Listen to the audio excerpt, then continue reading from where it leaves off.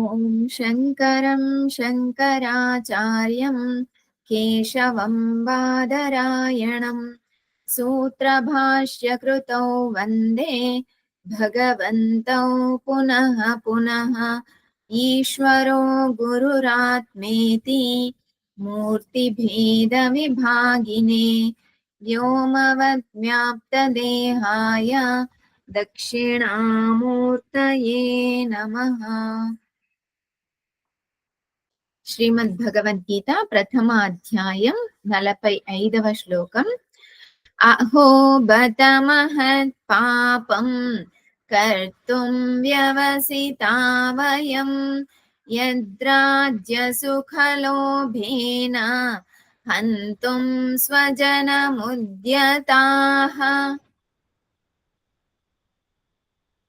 అహోబత మహత్ పాపం, అయ్యో ఇది ఎంతటి మహా పాపం అవుతుంది.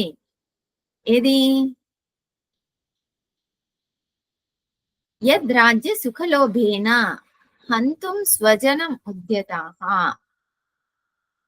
కేవలం సుఖం కోసం, రాజ్య సుఖం కోసం స్వజనులందరినీ కూడా చంపడం అనేటటువంటిది మేము చేసినటువంటి మహాపాపం అవుతుంది. కాబట్టి ఏం చెయ్యాలి? అర్జునుడు ఇలా చెబుతున్నాడు పరమాత్ముడితో. యది మామ ప్రతీకారం అశస్త్రం శస్త్రపాణయః ధార్తరాష్ట్రారణే హన్యుః తన్మే క్షేమతరం భవేత్. ఒకవేళ నేను ప్రతీకారం తీర్చుకోకూడదు అనేటటువంటి ఉద్దేశ్యంతో నా చేతిలో ఉన్నటువంటి శస్త్రాన్ని తీసి కింద పెట్టాను. అప్పుడు ధార్తరాష్ట్ర, ఈ ధృతరాష్ట్ర కుమారులు యుద్ధంలో నన్ను సంహరించినట్లయితే గనక అదే నాకు క్షేమతరం, అదే నాకు మంచిది అని అర్జునుడు భావిస్తూ ఉన్నాడు.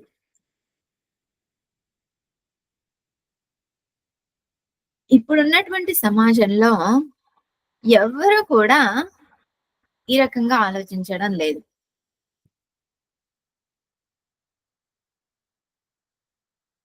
ఇతరులు బాగులేకపోయినా పర్వాలేదు, నాకు మాత్రం ధనం కావాలి, సుఖం కావాలి, భోగాలు కావాలి. ఇతరులను హంతం చేసినా సరే కానీ నేను అన్నింటినీ అనుభవించాలి అనేటటువంటి ఆలోచనతో ఇప్పటి సమాజం ముందుకు వెళ్తూ ఉంది. అందరూ అని చెప్పడానికి అవకాశం లేదు. సంస్కారవంతులు ఉన్నారు, సమాజానికి సేవ చేసే వాళ్ళు ఉన్నారు.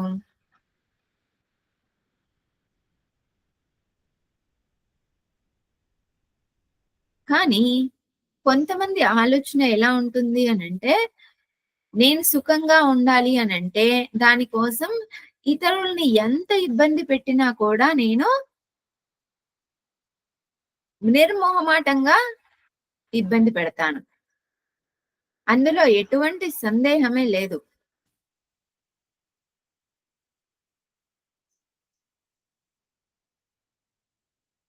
ఇలా ఆలోచన విధానం అనేది ఉంది. ఇటువంటి ఆలోచన విధానం ఉన్నంత వరకు కూడా ఏం జరుగుతుంది?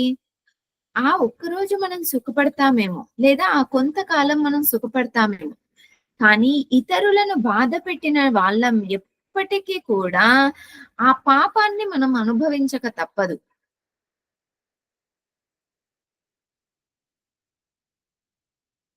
చూడండి, సుఖం అనుభవిస్తూ ఉన్నప్పుడు బాగుంటుంది, కానీ దుఃఖం వచ్చినప్పుడు తెలుస్తుంది ఈ దుఃఖం నుంచి నేను ఎప్పుడు బయటపడతానా, ఈ దుఃఖం నుంచి నేను ఎప్పుడు బయటపడతానా.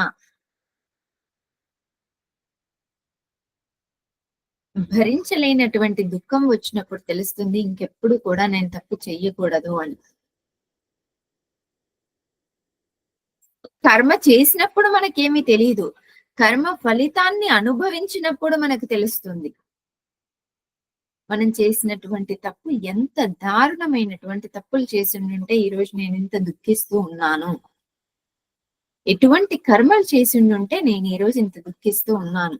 దీనికి బదులుగా మనం ఏమంటాము అనంటే, ఈ రోజు నా దుఃఖానికి కారణం వీళ్ళు, నా దుఃఖానికి కారణం వీళ్ళు, నా దుఃఖానికి కారణం ఈ వస్తువులు, నా దుఃఖానికి కారణం ఈ ప్రదేశము, నా దుఃఖానికి కారణం ఈ కాలం. ఇవన్నీ చెబుతాము.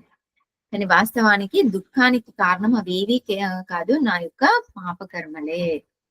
నేను ఇదివరకే చేసినటువంటి చెడు కర్మల యొక్క ఫలితమే ఇప్పుడు నేను దుఃఖాన్ని అనుభవిస్తూ ఉన్నాను.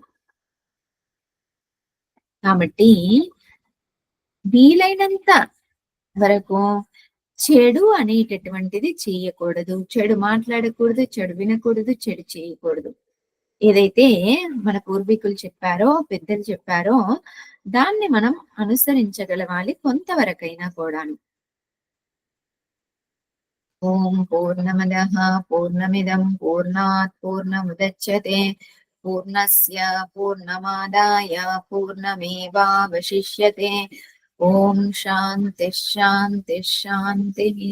హరి ఓం శ్రీ గురుభ్యో నమః. హరి ఓం.